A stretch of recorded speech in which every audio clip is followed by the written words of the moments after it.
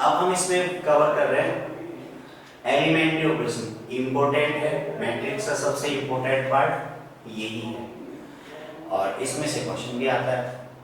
पिछली एक्सरसाइज में से जो क्वेश्चन आते थे वो मैंने आपको बताया कौन कौन से क्वेश्चन की पॉसिबिलिटी रहती है। वो इस प्रकार सब क्लियर है सबको, किसी को प्रॉब्लम नहीं है। स्टार्ट करते हैं फिर। ठीक है बेटा, देखो इसमें क्या होता है, इसमें क्या होता है आपके पास में कि जैसे आपके पास कोई भी मैट्रिक्स है, जैसे मान लो कि ए मैट्रिक्स, और ए मैट्रिक्स में कुछ एलिमेंट है A B C D E F G H I. ये हमारे पास कोई भी एक मैट्रिक्स है। मैं केवल और केवल रूल समझा रहा हूं इसके, वो रूल आपको ध्यान रखने हैं कि किसी मैट्रिक्स में रो एलिमेंट्री ट्रांसफॉर्मेशन करते हैं या कॉलम एलिमेंट्री ट्रांसफॉर्मेशन करते हैं तो उससे क्या फर्क पड़ता है, मैट्रिक्स पे क्या फर्क पड़ता है, ये देखते हैं। तो बेटा देखो इसके अंदर क्या होता है, इसमें आप किसी भी रो को, जैसे इसमें मान लो कितनी रो है, 3 रो है। हम इसमें देखें बेटा, ये आपके पास रो फर्स्ट, ये row second and row third, यही तो है। और ये नीचे वाली साइड आपके पास column first, column second, column third, ये 3 है बेटा। 1 2 3 3 रो है इसमें, 3 कॉलम है। हमें इसमें क्या समझना है, इसमें अगर हम रो को आपस में इंटरचेंज करते हैं बेटा, कोई भी 2 रो या कोई भी 2 कॉलम को आपस में इंटरचेंज करें तो आपकी मैट्रिक्स वैसी ही रहती है जैसी पहले थी, इससे कोई फर्क नहीं पड़ता बेटा। इतना आ गया आप बच्चों को समझ में।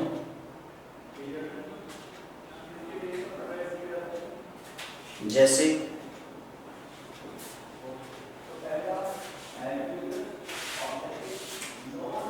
देखो यहां से अगर हम ये देखें,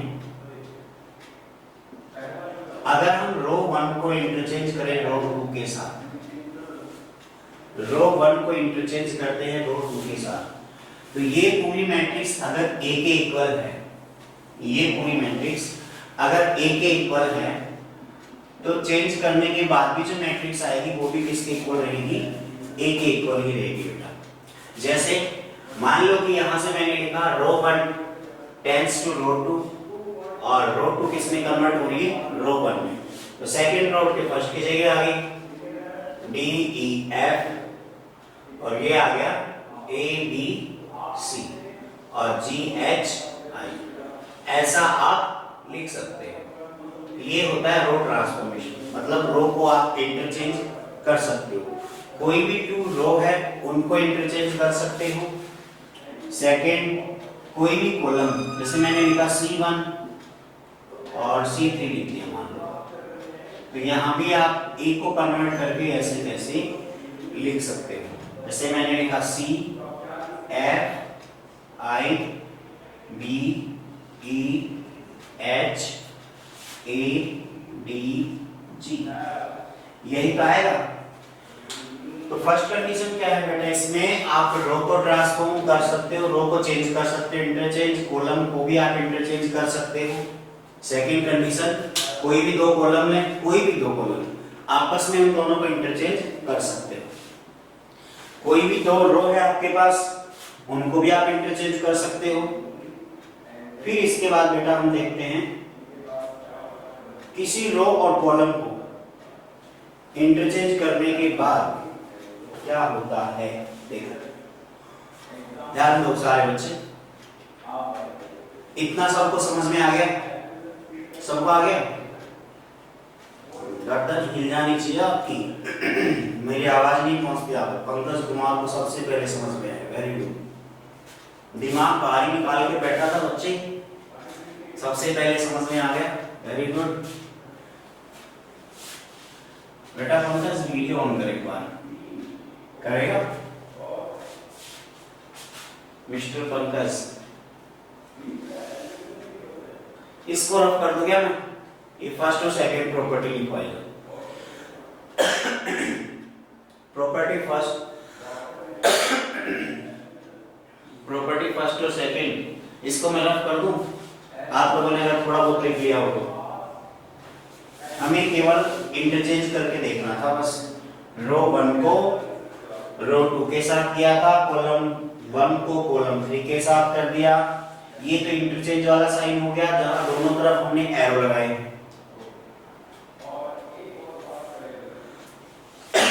नीलम बेटा थोड़ा सब्र रखो, टॉपिक को थोड़ा आगे बढ़ने दो, फिर बताना समझ में आए या नहीं आया। थोड़ा नया है, थोड़ा सब्र रखो। ऐसे नहीं कि पहली लाइन समझ में नहीं आई तो हम बार-बार पहली ही पढ़े। क्या पता आपकी तीसरी लाइन समझ में आ रहा, आप पहले दोनों कवर कर लो। पहली दोनों तो आपको आती हो फिर तो एक बार थोड़ा सा आगे बढ़ते हैं फिर देखो इसको। क्योंकि जब तक हम किसी भी टॉपिक का एग्जाम्पल नहीं करते हैं तब तक कंफर्म नहीं होता है कि आपको समझ में आया क्या नहीं आया। आप थ्योरी कितने भी पढ़ लो, उसको इंप्लीमेंट करना भी तो आना चाहिए। तो कब आएगा? जब हम एग्जाम्पल करेंगे। एग्जाम्पल तक पहुंचो एक बार। देखो थर्ड क्या है आपके पास बेटा इसमें? थर्ड है बेटा इसमें, अगर हम किसी भी रो को चेंज करते हैं, अब इंटरचेंज नहीं कर रहे, किसी भी रो को चेंज करते हैं किसी दूसरी रो के रेस्पेक्ट में, जैसे मैं ऐसे लिखूं R1 tends to R1 plus 3R2। ध्यान देना, ये जो नंबर लिखा है मैंने 3, ये आप कोई भी कांस्टेंट ले सकते हो। इस नंबर को आप चाहो तो R1 के साथ भी लगा सकते हो। मतलब किसी भी एक रो को किसी दूसरी रो के रेस्पेक्ट में आप उसको चेंज कर सकते हो। जैसे आप R1 को अकेले को ये भी तो लिख सकते हो R1 टेंड्स टू 3R1, ऐसे नहीं लिख सकते हो R1 टेंड्स टू 3R1। किसी भी रो को खुद के रेस्पेक्ट में किसी मल्टीपल के साथ चेंज कर लो, या फिर कोई दूसरी रो के रेस्पेक्ट में करना चाहो तो वो रो प्लस में आप प्लस माइनस जो भी ऑपरेशन करना चाहो वो, और फिर उसके आगे जो कांस्टेंट रिक्वायरमेंट होता है अकॉर्डिंग टू क्वेश्चन वो यूज करते हैं। ठीक है बेटा, ये प्रॉपर्टी थोड़ा ध्यान रखना, फिर क्वेश्चन में यूज करेंगे फिर समझ में आएगा। फिर अगर हम इसमें बात करें सेम चीज कॉलम के लिए, जैसे मैं लिखूं C1 टेंड्स टू 2C1 या C1 tends to C3 plus 2C1, जो आपकी मर्जी। ठीक है बेटा, C1 tends to 2C1 plus C3 लिख दिया। तो C1 को इंटरचेंज, बस ये ध्यान रखना है कि रो को चेंज करते हैं तो रो को किसी रो के रेस्पेक्ट में करेंगे, कॉलम को चेंज करते हैं किसी कॉलम के रेस्पेक्ट में करते हैं। बस इतना तो समझना है, इसके बाद सब क्लियर है। अब हम कुछ क्वेश्चंस करेंगे, एग्जांपल करते हैं, फिर समझ में आएगा आपकी क्या है, क्योंकि ये इंपॉर्टेंट पार्ट है बेटा। इसके एग्जांपल्स अगर अच्छे से समझ में आ रहा है थोड़ा बहुत जो पढ़ा है, केवल इसको नोट कर लो, फिर क्वेश्चन से अच्छे समझ में आएंगे। बेटा स्कूल ओपन ही है, डेली आता हूँ मैं। अब आप नहीं आते हो तो मेरी गलती नहीं, मैं डेली आता हूँ। मिस्टर पंकज स्कूल ओपन ही है। स्कूल कौन सा लोग लग रहा है, हम डेली आते हैं।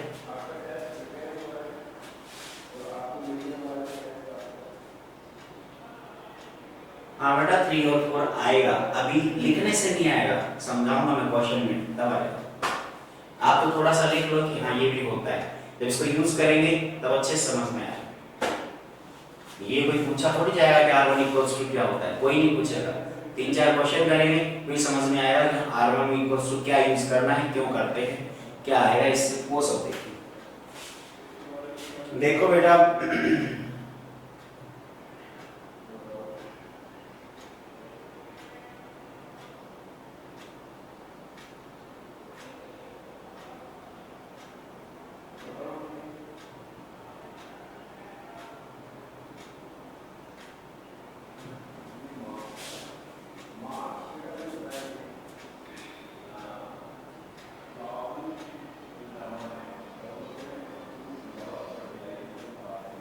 अब इसमें आपका अगला टॉपिक वो है जो इसके साथ चलेगा, वो है इन्वर्टिबल मैट्रिक्स।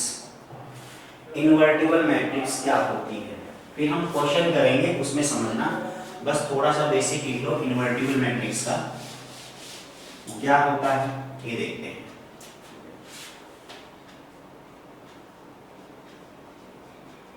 इनवर्टिबल मैट्रिक्स,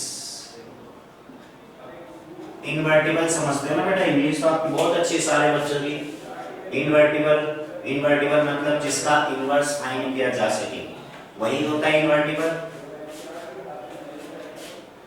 जिसका इनवर्स फाइंड किया जा सके। जैसे मान लो बेटा कोई मैट्रिक्स ए है, अब इस ए मैट्रिक्स को आप आई मैट्रिक्स जानते हो, आई मैट्रिक्स क्या होती है?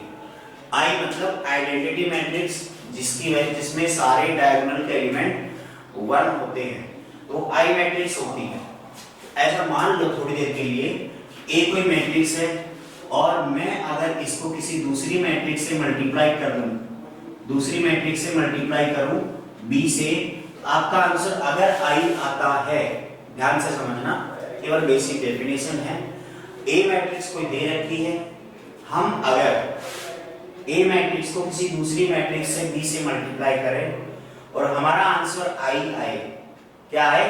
आई मैट्रिक्स आए, तो उस केस में हम ये कह सकते हैं कि ये क्या है? इनवर्स मैट्रिक्स ऑफ ए। ए की इनवर्स होगी, मतलब हम बी को बोल सकते हैं यहाँ पे ए इनवर्स, क्योंकि किसी नंबर को उसके इनवर्स से मल्टीप्लाई करने पे ही तो 1 आएगा। किसी नंबर को उसके इनवर्स से मल्टीप्लाई करने पे ही क्या आएगा बेटा? 1 आएगा। तो जैसे हम लिख सकते हैं a into a inverse equals to I, ये तो सिंपल सा है। a इनवर्स क्या होता है? 1/a, आपको पता है। इसका मतलब क्या हुआ? किसी मैट्रिक्स को उसके इनवर्स से मल्टीप्लाई करने पे ही i आता है। तो अगर हम किसी मैट्रिक्स a को किसी मैट्रिक्स b से मल्टीप्लाई करें और अगर हमारा आंसर i आ जाए, तो हम ये कहेंगे कि जो b मैट्रिक्स हमने यूज की है वो a की इनवर्स मैट्रिक्स है। तो आप इसको थोड़ा सा लिख लो, फिर हम क्वेश्चंस करते हैं, उसमें समझ में आएगा आपके अच्छे से।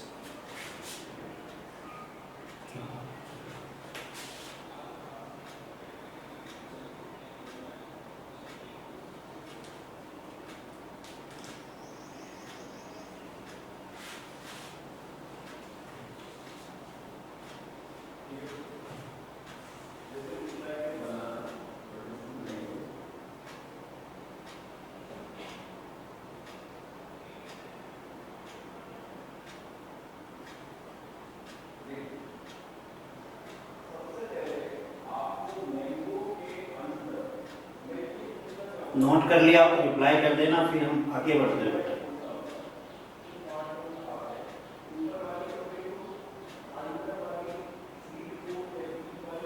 आदित्य सिंह, आपने नोट कर लिया बेटा, ठीक है, थैंक यू।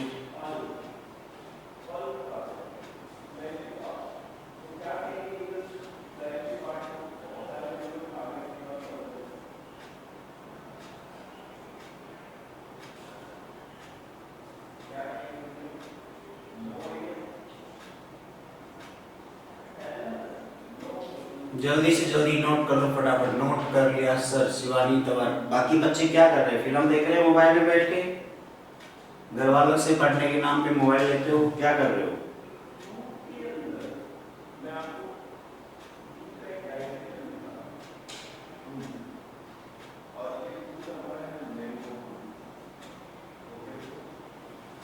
तो बेटा अब हम पढ़ते हैं, इसमें ध्यान देना।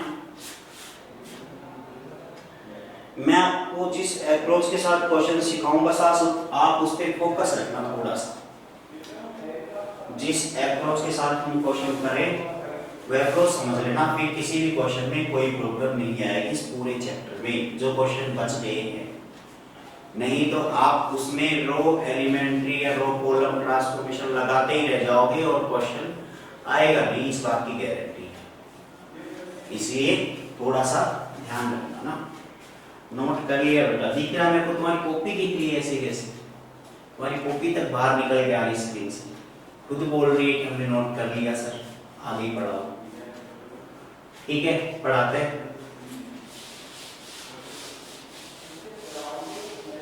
एग्जाम्पल देखो, एग्जाम्पल से समझते हैं हम। बस इसमें मेथड का बड़ा ध्यान रखना कि मैं जो चीजें बोलूं वैसे वैसे करते रहना, बाकी आपको कोई प्रॉब्लम नहीं है। एग्जाम्पल नंबर 23 है, by using elementary operation find the inverse of a matrix A. देखो बेटा, ए मैट्रिक्स है 1 2 2 -1।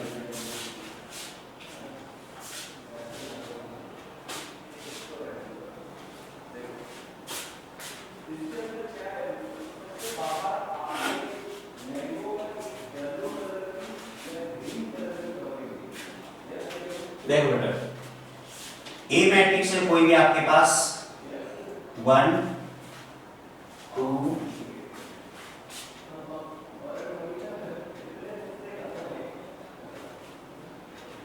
1 2 2 -1, ये है क्वेश्चन। चेक कर लेना, फिर हम आगे बढ़ते हैं इसमें और अच्छे से समझना है इसको, ठीक है बेटा। किसी बच्चे को कोई भी दिक्कत हो तो पूछ लेना, एक बार जैसे मैं समझाऊं वैसे समझ लेना, समझाए? ध्यान रखना क्वेश्चन छोटा है, क्वेश्चन चाहे कितना बड़ा है, अप्रोच सब में सेम लगानी है। जो मैंने इसमें समझा दी वही आपको बाकी क्वेश्चंस में लगानी है, इसलिए इसको ध्यान से समझना, ठीक है। देखते हैं बेटा, इसमें हमें ये कहा है एलिमेंट्री ट्रांसफॉर्मेशन यूज करना आपको। एलिमेंट्री ट्रांसफॉर्मेशन से आपको फाइंड करना है ए इनवर्स, क्या आएगा? ए इनवर्स फाइंड करना है, क्या आएगा? ठीक है बेटा, कैसे फाइंड करेंगे देखो ध्यान से। सबसे पहले हमें जो दिया है वो है ए, तो क्या मैं ये लिख सकता हूं ए को i इंटू ए? कोई फर्क पड़ता है? नहीं पड़ता। i मतलब आइडेंटिटी मैट्रिक्स को अगर हम किसी मैट्रिक्स से मल्टीप्लाई करते हैं उस मैट्रिक्स के रिजल्ट पे कोई फर्क नहीं पड़ता है, इतना समझ लेना ध्यान से। i मैट्रिक्स कोई भी है उसको अगर हम किसी दूसरी मैट्रिक्स से मल्टीप्लाई करते हैं तो जो रिजल्ट आता है जो दूसरी मैट्रिक्स से वही रहेगा। i से कोई फर्क नहीं पड़ता मल्टीप्लाई करने से। अगर आपको डाउट है तो जैसे ये a लिखा है, i मानो 2 इंटू 2 की, मल्टीप्लाई करो वापस a आएगा, आएगा मतलब a ही रहेगा। बेटा ध्यान से देखना, a जो मैट्रिक्स है उसको हम ये लिख सकते हैं i इंटू a। इतना आप लोगों को समझ में आया? आया कि नहीं आया बताओ फटाफट। ये जो लाइन लिखी है a मैट्रिक्स है उसको हम वापस लिख सकते हैं a इक्वल टू a तो होता ही है, तो मैंने i लिखा साथ में, तो i तो आप लिख सकते हो किसी मैट्रिक्स के साथ में, कोई प्रॉब्लम नहीं होती है i लिखने से। तो बेटा अब हमें क्या करना है, मैंने बताया था आपको a मैट्रिक्स को अगर हम किसी दूसरी मैट्रिक्स से मल्टीप्लाई करें और i आ जाए, क्या आ जाए? i आ जाए। इसका मतलब जो आपके पास जो b मैट्रिक्स है ये क्या होती है? a इनवर्स होती है। b मैट्रिक्स क्या होती है? a इनवर्स होती है। ऐसा मैंने बताया, ये चीज दिमाग में बिठा लो, किसी मैट्रिक्स को उसके इनवर्स से मल्टीप्लाई करने पे ही i आता है। 1 कब आएगा? उसको उसके इनवर्स से मल्टीप्लाई करेंगे। अब इस क्वेश्चन में क्या अप्रोच लगाएं? देखो बेटा, इस क्वेश्चन में हमने ये माना है, आप ध्यान दो, यहां से मैं क्या लिखूं? यहां से मैं ये लिख सकता हूं 1 2 2 -1 equals to i into a। और i क्या है आपका? i है बेटा 1 0 0 1 इंटू a। यहां तक समझ में आया सब बच्चों को? किसी बच्चे को कोई भी डाउट हो तो फटाफट बोल देना बेटा। किसी बच्चे को कोई भी डाउट है क्या? इसमें किसी बच्चे को कोई डाउट नहीं है? ठीक है, अब हम आगे बढ़ते हैं बेटा। इसमें a into B equals to i। अब आप मेन चीजें यहाँ पे फोकस करो। अगर मैं इसको, ध्यान देना, ये जो लिखा है इसमें चेंज करता जाऊं, बार बार चेंज करता जाऊं, इनको भूल जाओ, जो इधर लिखा है इसको भूल जाओ। a equals to i a है, ये लिखने में किसी को प्रॉब्लम नहीं है, लेकिन अगर मैं यहाँ पे इसको बार चेंज करूं तो a की जगह i बन जाए, यहाँ कुछ और i मैट्रिक्स ये बदलेगी और इधर a ऐसे कैसे। इस केस में अगर ए के साथ किसी दूसरी मैट्रिक्स का मल्टीप्लाई इक्वल्स टू आई आ गया, तो जो मल्टीप्लाई में है वो ऑटोमेटिक क्या हो जाएगा, ए इनवर्स हो जाएगा। कैसे करेंगे, ध्यान देना दोबारा से। बेटा ये जो लिखा है यहां तक आपको दिक्कत नहीं है, ये क्वेश्चन, ये एक प्रॉपर्टी मैंने बताई आपको, इस प्रॉपर्टी के अकॉर्डिंग हमने ये रिजल्ट लिखा है, यहां तक किसी बच्चे कोई प्रॉब्लम नहीं रिजल्ट लिखने तक। अब देखो मुझे क्या करना है, इसमें जो एलएचएस पार्ट है ए, इसको रो एलिमेंट्री ट्रांसफॉर्मेशन या कॉलम ट्रांसफॉर्मेशन से हमें लेकर आना है आई। क्या लेके आना है, आई। इधर जब इसमें चेंज करेंगे इसमें भी चेंज होगा, जब इसमें चेंज करेंगे तो इसमें भी चेंज होगा, और जब इसमें चेंज होगा ए को नहीं छेड़ना है, ए ऐसे कैसे रहेगा, इसमें चेंज करते जाओ, इसमें अपने आप जो भी चेंज होता है वो लिखते जाएंगे। उसके बाद इसमें चेंज क्या करें और क्यों करना है ये देखो, हमें इसको कन्वर्ट करना है किसमें, आई में। इसको जब आई में कन्वर्ट करेंगे तो बेटा ये ध्यान रखना, पहली चीज इंपॉर्टेंट, जब आप इसको आई में कन्वर्ट करोगे तो आपको एक तो ये वाली वैल्यू और ये वाली वैल्यू दोनों किस में कन्वर्ट करनी पड़ेगी, जीरो में। दोनों किस में कन्वर्ट करनी पड़ेगी, जीरो में, तभी तो आई टाइप का कुछ आएगा। अब ऐसा मत समझना कि सब एक ही लाइन में पूरा चेंज कर दे, नहीं, जितनी स्टेप होंगी उतनी करते जाएंगे हम। मैं सबसे पहले फोकस करता हूँ इस वाले एलिमेंट पे। ये एलिमेंट किसमें है, जैसे मान लो कि ये रो 1 में है, ध्यान देना, ये रो 1 में है और ये रो 2 में है, तो मैं अगर ऐसे लिखूं, इसमें R1 टेंड्स टू, ध्यान देना बेटा, मुझे केवल ऐसी इक्वेशन बनानी है कि जो R1 है, R1 में जो एलिमेंट 2 आ रहा है, ये एलिमेंट 2 क्या बन जाए, 0 बन जाए। तो मैं रो 1 को या तो रो 2 के रेस्पेक्ट में चेंज करूंगा या रो 1 के रेस्पेक्ट में।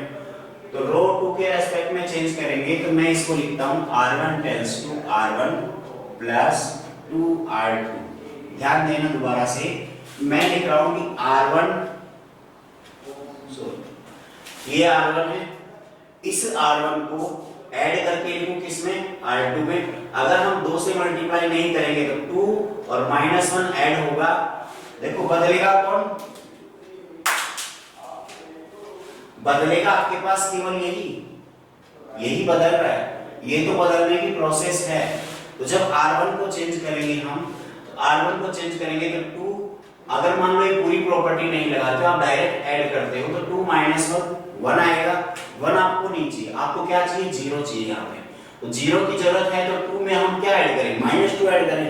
और -2 कैसे आएगा, जब -1 को 2 से मल्टीप्लाई करें, और -1 कहाँ लाई कर रहा है, R2 में। तो R2 को हमें पूरी को किससे मल्टीप्लाई करना पड़ेगा, 2 से। तो यहाँ से मतलब फॉर्मूला टाइप का बन गया R1 tends to R1 plus 2R2। तो जो ये फॉर्मूला बना है ये LHS RHS दोनों में लगाना है, LHS में भी और RHS में भी। कैसे लगाएंगे देखो, और पूरी R1 बदलेगी, अकेला एलिमेंट नहीं, पूरी R1 बदलेगी, ये 1 भी बदलेगा 2 भी बदलेगा, ये 1 भी बदलेगा 0 भी बदलेगा, ये सारे बदलेंगे। तो देखो कैसे बदलेंगे, यहाँ ध्यान देना, एक एक एलिमेंट को करते हैं, इस एलिमेंट को बदले तो ये R1 का है, ऐसे कैसे 1 फिर प्लस 2 into R2, इसके रेस्पेक्ट में R2 का एलिमेंट कौन है, 2 है, तो 1 plus 2R2। तो यहां से क्या आएगा, पहले एलिमेंट की बात कर रहा हूं, 1 plus 2R2, ये आ गया आपका 5। LHS में फर्स्ट एलिमेंट क्या आएगा, 5। इतना समझ में आया आपको, 1 plus 2R2। इसके बाद में बेटा सेकंड ये 2 है, इस एलिमेंट को बदले तो ये तो R1 का है, R1 की जगह 2 फिर प्लस फिर 2 into R2, R2 की जगह कौन लेंगे, -1। तो 2 plus 2 into -1, इन सबको ऐड करेंगे तो क्या आएगा, 0 आएगा। इतना आ गया। अब हम आते हैं इसमें सेकंड। अब देखो बेटा R1 को चेंज किया आपने, R2 के लिए कोई फॉर्मूला नहीं लगाया, R2 को ऐसे कैसे लिख देना है, कुछ भी चेंज नहीं करना उसमें, 2 and -1 इक्वल्स टू। अब बेटा इसमें भी R1 को चेंज करना है, R1 इसको चेंज करेंगे एलिमेंट 1 को, इसके लिए R2 के रेस्पेक्ट में 0 रहेगा, तो R1 की जगह 1 रखना है, R2 की जगह 0 रखना है, तो 1 प्लस 2 इंटू 0 1 ही रहेगा, तो इसमें कोई चेंज नहीं आएगा, तो ये आपके पास क्या रहेगा 1 रहेगा। इसके बाद में बेटा सेकंड एलिमेंट कौन है 0, तो सेकंड एलिमेंट 0 है। एक सेकंड बेटा, सेकंड एलिमेंट जो आपका 0 है, उस 0 को अगर हम इसमें देखें, R1 की जगह 0 रखना है, R2 की जगह क्या रखना है 1 रखना है, तो 0 प्लस 2 इंटू 1, ये क्या आएगा आपके पास 2 आ जाएगा। R2 को चेंज नहीं करना है, वो ऐसे कैसे और एक ऐसे कैसे, हमने केवल एक ऑपरेशन लगाया है, अच्छे से समझना है इसको, फिर आगे देखते हैं। अब देखो बेटा, हमें दूसरा एलिमेंट कौन 0 करना है, ये वाला एलिमेंट 0 करना है, तो ये 2 कैसे 0 होगा, ध्यान देना, ये 2 कैसे 0 होगा। तो देखो मैंने बताया आप R1 मतलब किसी भी रो को दूसरी रो के रेस्पेक्ट में चेंज कर सकते हो, इसी तरह किसी कॉलम को भी आप दूसरे कॉलम के रेस्पेक्ट में चेंज कर सकते हो। तो मैं क्या करता हूं, यहाँ पे जो हमारे पास ये एलिमेंट है, ये कॉलम 1 में है, तो मैं इसको कॉलम 2 के रेस्पेक्ट में चेंज करूं। ध्यान रखना, जो 0 लेके आ गए हैं उसको मत हटाना, क्योंकि उसकी जरूरत है हमें, तो 0 की जरूरत है, 0 को नहीं हटाना है। मैं केवल C1 को चेंज करता हूं, तो जो चेंज आएगा केवल C1 में आएगा, जो चेंज आएगा वो केवल C1 में आएगा। C2 तो ऐसे कैसे रहेगा, C2 को यूज कर सकते हैं C1 के लिए। तो बेटा देखो क्या आएगा, मैं C1 को चेंज करता हूं, C1 टेंस टू, अब 2 में मैं ये 2 ऐड करूंगा तभी तो आएगा 0, तो ये -2 होना चाहिए, तो मैं लिख सकता हूं C1 tense to C1 plus 2C2, यही तो लिख सकता हूं C1 प्लस 2C2। तो यहां हमने लिखा C1 को C1 प्लस 2C2, तो क्या आएगा आपके पास, इसका LHS पार्ट देखो, कॉलम 1 ही चेंज करना है, कॉलम 2 नहीं, कॉलम 1, तो ये C1 है, C1 की जगह 5 प्लस 2C2, C2 की जगह कौन है 0 है, तो 5 प्लस 2 इंटू 0, तो ये 5 ही रहेगा। फिर इसके बाद में कॉलम का ये सेकंड वाला पार्ट 2 है, इसको भी चेंज करते हैं, तो यहाँ 2 रखेंगे C1 की जगह, C2 की जगह क्या रखेंगे -1, तो ये क्या हो जाएगा 0। केवल आपने कॉलम 1 चेंज किया है, यहाँ आपने रो 1 चेंज की थी, यहाँ केवल कॉलम 1 चेंज किया है, कॉलम 2 को आपको छेड़ना ही नहीं है, ये ऐसे कैसे आ गया। फिर इधर आप जो चेंज करेंगे ये भी कॉलम 1 में होगा, कॉलम 1 में चेंज होगा तो क्या आएगा बेटा, देखो कॉलम 1 में क्या है आपके पास, ये एलिमेंट 1 है, 1 रखेंगे प्लस 2 इंटू 2, ये 5 आ जाएगा अपने आप, इधर भी इसमें लिख देता हूं, ये आ गया आपके पास में 5। कैसे आया, C1 को चेंज करते हो, कॉलम 1 को, इसको चेंज कर रहे हैं, 1 को चेंज कर रहे हैं, तो 1 यहां रखेंगे और कॉलम 2 का पार्ट कहां रखेंगे यहां पे, तो 2 इंटू 2 4 प्लस 1 5।